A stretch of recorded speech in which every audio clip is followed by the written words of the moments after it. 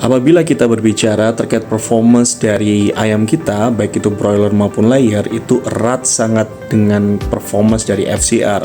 Semakin FCR itu efisien atau semakin kecil, ini akan berpengaruh sekali dari sisi keuntungan bagi peternak. Nah, erat kaitannya kalau FCR ini dikaitkan dengan yang namanya koksidiosis. Koksidiosis ini adalah infeksi yang disebabkan karena Emeria atau koksi.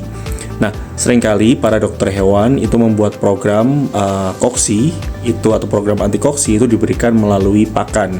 Baik itu program dengan sistem straight atau continuous, yaitu dengan single content seperti ionophore dan chemical, atau kombinasi masing-masing fase yang berbeda seperti Saval program, misalnya pre-starter menggunakan chemical, starter menggunakan ionophore, finisher menggunakan chemical, ataupun juga yang menggunakan beberapa rotasi-rotasi di masing-masing siklusnya dengan konten yang berbeda.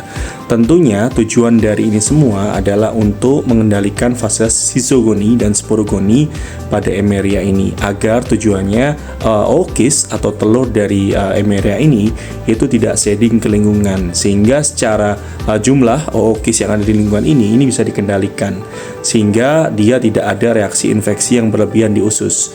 Nah, tentunya ini membutuhkan kerjasama dari beberapa pihak, contohnya misalnya dokter hewan dan juga dari sisi pakan misalnya. Dan yang tidak kalah penting adalah dari sisi manajemen atau dari peternak itu sendiri. Semakin dia bisa menjaga lingkungan, terutama kelembapan dari liter misalnya, atau mungkin kelembapan dari lingkungannya, ini tidak atau dia akan menghambat proses laju replikasi dari Emeria ini. Tentunya ini juga perlu kita perhatikan secara feed intake-nya.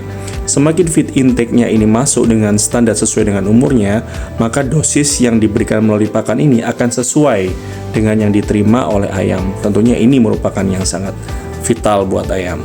Nah, perlu untuk kolaborasi masing-masing pihak, tidak hanya dari satu sisi saja.